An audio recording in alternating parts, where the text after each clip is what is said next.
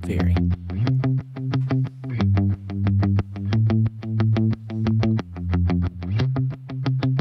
Hey, everybody. Welcome to episode number 16 of the Cash Flow Joe podcast presented by Pip's Path. I'm Pip Stellick, joined by my business partner, Steve Hipple, Bradley Strack, and Sam Musa. Bradley, how you doing today? Unbelievable. Unbelievable. Steve Hipple, what's up? Hey, Pip. Nice seeing me. Always good seeing you. Sam, how you doing? Always. Always. Very cool. So the Cash Flow Joe podcast, the goal is to help beginning investors with their first transaction, step by step, and also seasoned investors how to learn how to make more money with using less of your own money, and more importantly, how to do it safe and to leverage at the best level. Our company trains and mentors thousands of students all over the world to become successful real estate investors. So for more information, visit our website at pipspath.com, where we have tons of resources for you to get started now, including your personal scorecard, where you can fill that out, send it in to us, and we'll do a one-on-one personal consultation with you. Today, we're going to be talking about what we consider to be one of the bigger growth strategies in today's economic market, and that's foreclosures. And so we're going to talk a little bit about the foreclosure process, and we're going to talk about how that all works. And we want to make sure that you guys are able to help people through this process. And so I don't know who wants to go first. Let's go with, well, you want me to explain the foreclosure process, Bradley? You want to do that? You got it? You want me to get it? You can do it. Oh, I love when I get to talk more. So excited. Very cool. So the foreclosure process, there's lots of different places you can go to. You don't have to become a foreclosure expert. What you have to become is somebody who wants to help people. There's a website called foreclosurelaw.org, foreclosurelaw.org. I have nothing to do with this website. Maybe we should have them be a sponsor up here, Steve. I don't know. Maybe that'd be the way to go. Foreclosurelaw.org is a great place to see what is going on in the foreclosure world. Now, with foreclosures, we need to understand that there's multiple things that we're looking at. And so we look at what is the foreclosure process, how does it happen? And so let's say that we have a homeowner and we've got a married couple and their names are, who do we want to use? We will use, who do I want to use today? Let's use, how about the Bundys? Yeah, we got Al, and what was Al's wife's name? Anybody remember? Peg, Al and Peg Bundy. That is awesome. So the Bundy family, they have always struggled with money. If you watch that show, they always struggle with money. And so let's say Al and Peg Bundy are going along and they're doing everything they're supposed to do. And then all of a sudden, Al gets downsized as a shoe salesman. I think that's what he did in the show, wasn't it? Was he a shoe salesman, I believe? And so Al gets downsized. And let's get in our time machine and let's go back a year so we understand this process. So we'll get into the DeLorean, we'll go back 1 year, and we'll say it's 2022, so a year ago. And so if those of you guys are listening to this podcast in the future, that's interesting. Some people are going to be listening to this in 2024. And beyond. And beyond. Okay, so we got Buzz Lightyear over here, infinity and beyond. And so we go back in our time machine, and a year ago right now, Al Bundy gets downsized. Nothing he can do about it. Do you think that's happened to people in that have been in the COVID scenarios where they've gotten downsized? I think there's a lot of this out there. And that's why I think this is a growth strategy for us in this world. And so Al gets downsized, and Al and Peg were making their mortgage payment on time every month. And so if you don't know this, when you have a mortgage on a property, you generally have a payment due date, just to say the first of the month. So the payment's due on month of the first of the month. And let's say we are in the month of, let's just say August. So August 22, Al Bundy gets downsized. Now, Peg and Al made their payment on August 1st, no problem. But what we have with our mortgage is we have a grace period. And what's the grace period? The grace period is usually anywhere from 7 to 15 days. From 7 to 15 days. And I need some help with the names of the people in this show because I can't remember all of them. And so you guys will think about that. Daughter, son, neighbors, think about that. Let me know before I get through the rest of my story. So you guys are going to be thinking about it or looking it up. Kelly, Bud. Kelly and Bud were the daughter and the son. Marcy was the neighbor. Marcy was the neighbor. What was her husband's name? Ted? I don't know. Doesn't matter. You guys, we'll use Marcy. We'll use Marcy as our example. Marcy and Kelly, we'll use them. So Al and Peg, they missed their payment. Well, they have a grace period anywhere from 7 to 15 days. And so with that grace period of 7 to 15 days, what they have is the payment's not considered late until that grace period. So let's say that grace period is 15 days. So go back a year from now and Al gets downsized the middle of August of 2022. No worries, because they made the payment in the 1st of August.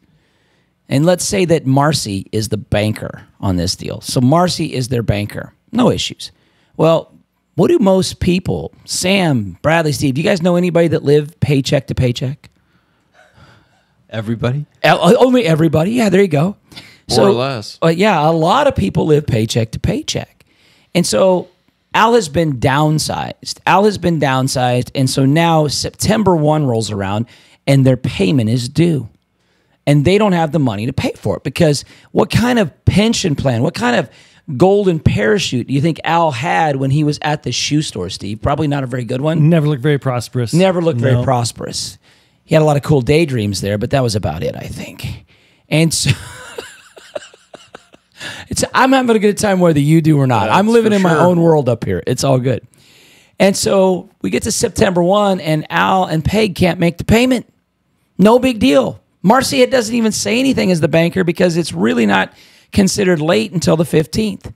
Well, fast forward to September 16th, and now they haven't made the payment. So what's going to happen is Marcy, the banker, is going to send Peggy and Al a nice little note.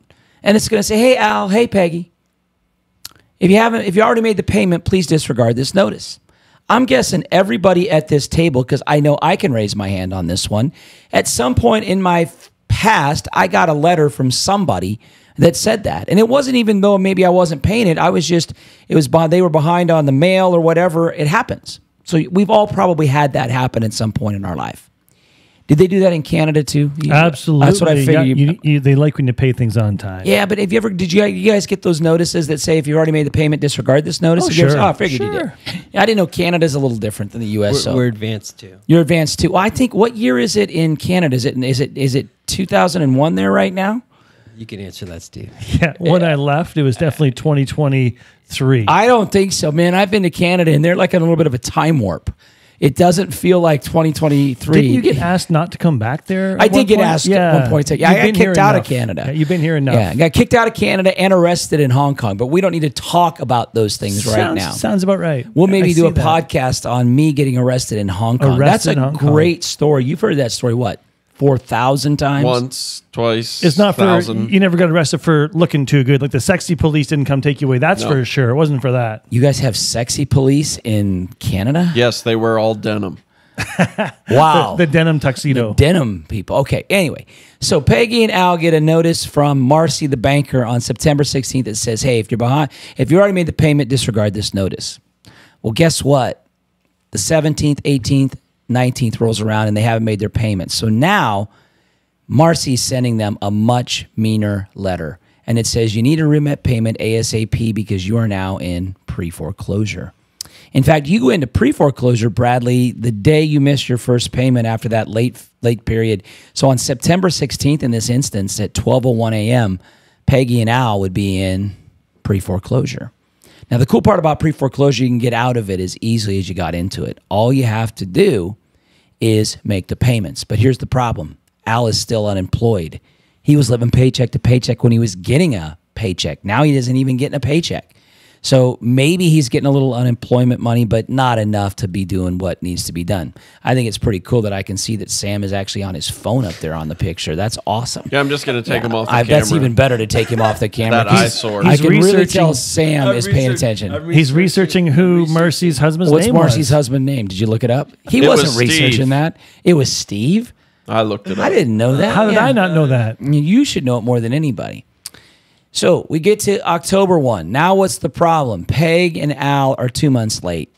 So now we get to October 15th. They're 2 months late with even with the grace period. So now the next letter that they get from Marcy the banker is, hey, guess what? If you guys don't remit payment for both September and October, if you go any later, we're going to have our lawyer get involved, and you're going to start getting letters from both us and our lawyer to remit payment ASAP. They are in a serious world of hurt right now. October rolls around, they still don't make the payment. October 16th isn't out here. They're getting letters from both Marcy, the lawyer, and Marcy the banker and Bud the lawyer. We'll go with Bud the lawyer. And so I thought Bud was the dog's name. What was the dog's name? Bud was the son, wasn't it? It was that short kid. When was the last episode of that show? Should we be using that show? I think a lot of people. 1972. I think a lot of people. Well, in Canada, that's a brand new release up in Canada. Yeah, that's why I was brand new. using it. Yeah. So anyway, I'm going to say the last episode of that show was 2000 and let's see, 1987, 88, 80. I'm going to say the last episode of that show was in 2008, and you can look that up. 2008. That'd be awesome if I'm right on that. Anywho, so now they are in full-blown pre-foreclosure. And so this this foreclosure process is drawn out. And what we want to do, and I'm going to go to Bradley here in just a second because he's going to talk about auctions versus pre-foreclosure and why banks don't want foreclosures in just a second. But what we need to think about as investors is we want to help these people out. They're scared. They don't know what to do. We're not even sure that they want our help, but we know at some point they're going to lose their house. And here's the downside. It's easy to find foreclosed properties. You drive around a neighborhood and you can see a foreclosed property. Usually it's vacant. Maybe the yard is all overgrown, mail in the driveway or in the mailbox, that kind of thing. And then you've got a little sheet of paper on the window that says, if you want information about this house, and you got to get out of your car just to go look at it. You got to get out of your car to go look at it. And the issue is, you walk out of your car and it says, call this 1-800 number, and that is where you're going to be able to call to find out what's going on with that property. And that property is usually what's called an REO, real estate owned by the bank. And you have to go through the bank, and the homeowner has now been through the whole foreclosure process. Why do we want to help people before they go into the full foreclosure process?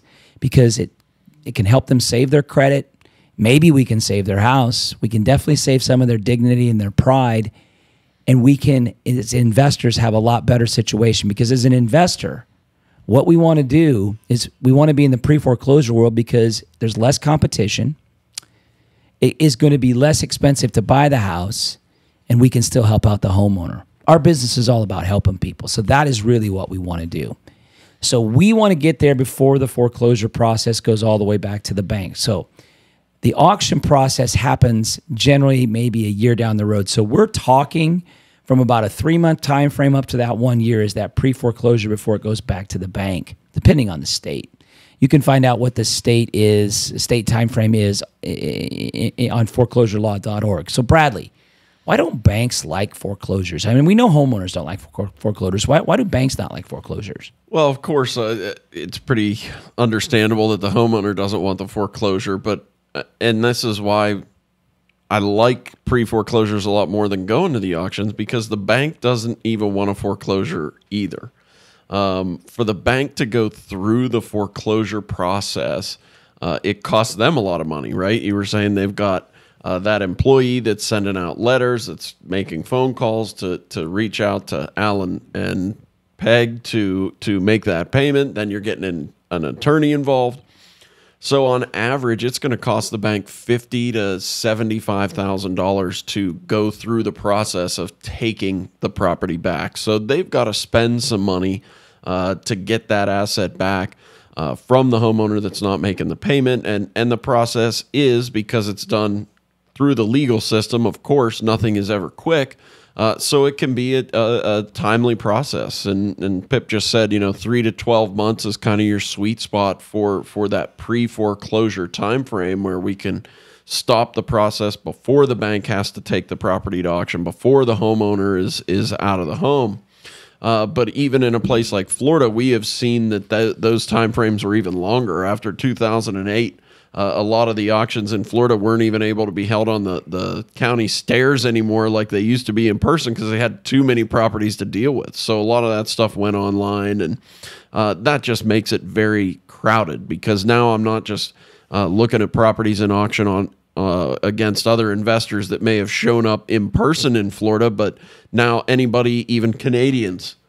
You guys have the internet in Canada? We do. Yeah. So I'm competing against. Brand new there. Yeah, it's brand new. I'm competing against the entire world or anybody with an internet connection trying to get that property at auction. So it becomes a very crowded space. And if we understand why the homeowner doesn't want a foreclosure, which is, I think, fairly obvious, but understanding why the bank doesn't want it as well should also show you why we think focusing in the pre-foreclosure sector of this is very important. And banks don't want foreclosures because, and we talked about it with credit cards a little bit, when a bank has a mortgage, so when Al and Peg are making that monthly mortgage payment consistently every single month by the time before the late period ends, that is to the bank an asset. Right? So that is an asset to the bank when they're making all their payments on time. That being said, as soon as they are not making those payments, as soon as Al and Peg miss their very first payment and it gets through that late period, so 12:01 a.m. on the 16th, what happens? Well, other than watching Sam spin in his chair next to me on the camera, they are now in pre-foreclosure. And so what that means is, do you want to look at yourself on the big screen, Sam? Here, look. You can look at yourself. You can laugh at yourself, giggle. Look at peace. Peace. That's what he wants. Peace. Enjoying this riveting thing. Well, there we go. So see, when a guy like Sam is in financial distress, or when a guy like Alan Peg stopped making that mortgage payment, 1987, by the way. To 1997. It was 11 seasons, so Yeah. is that how that works? What's what it says on here? I just Googled it. Yeah. You didn't use the internet, did you? No, I don't use internet. I just use Pip's phone. I don't know where it goes. It doesn't have the real internet. It has Pip's internet. Yeah. Anyway, when we have somebody in this situation, right? So whenever Alan Peg stopped making that mortgage payment, that mortgage was an asset to the bank when it's in good standing, when they're making that monthly payment. As soon as that payment is missed, you would think that this is no longer an asset. So what do you guys think that would be for the bank? Well, for those of you guys that said a liability, unfortunately, you would be incorrect because those sneaky bankers, they don't call it a liability when Alan Peg stopped calling. What do they call it? They call it a non-performing asset. Wouldn't you like to call your boat a non-performing asset? I know a lot of people in Florida that would like to call their boat a non-performing asset. You want to know the best thing about having a boat? I don't know, because I don't have one. It's better to have friends with boats. Isn't that right, Steve? Bradley, you're a smart man. Smarter than myself, clearly. I think boat stands out for bust out another 1,000 is what I was told. That's but true. anyway, so the bank, what happens is whenever they are not having that mortgage payment paid, that is no longer an asset to them. They call it a non-performing asset, but in essence, it's a liability. And when we think back to talking about the fractionalized reserve lending and how the banking system works, we need to understand that just because the bank's going to spend 50 to 75 grand getting the property back going through the legal system, that's not even the worst of their concerns. The bigger concern would be, let's say that property that Peg and Al has a $400,000 mortgage on it. Well, if they've got that $400,000 mortgage in good standing, the bank can go then lend out 10 times that amount of money. So when that mortgage is being paid regularly, it's an asset to the bank, $400,000. Because of how the banking rules are written, they can go out and lend $4 million. $4 million? $4 million. And what that means is, as soon as they stop making that mortgage payment and that becomes a non-performing asset, the bank now loses the ability to lend out $4 million into secured assets that are making a higher return than what they're paying out for keeping that money or for lending out that original $400,000. So it's understandable that banks really really do not want to go through foreclosures, not just because it takes a significant amount of time, not just because it's going to cost them $50,000 to $75,000 in fees, legal fees, etc., but because they lose the ability to lend out over $4 million just on that one home. Banks also have something called a CAMELS score, and we all are probably more familiar with the ones that they have for us as individuals, your Experian, TransUnion, Equifax. We have FICO scores with our credit cards and all these different things, but the banks have something very similar called a CAMELS score, and based on their assets versus liabilities, or non-performing assets as they call it, the bank's cost to borrow money also is dependent on how good or how bad their CAMELS score is. So banks want to maintain that score.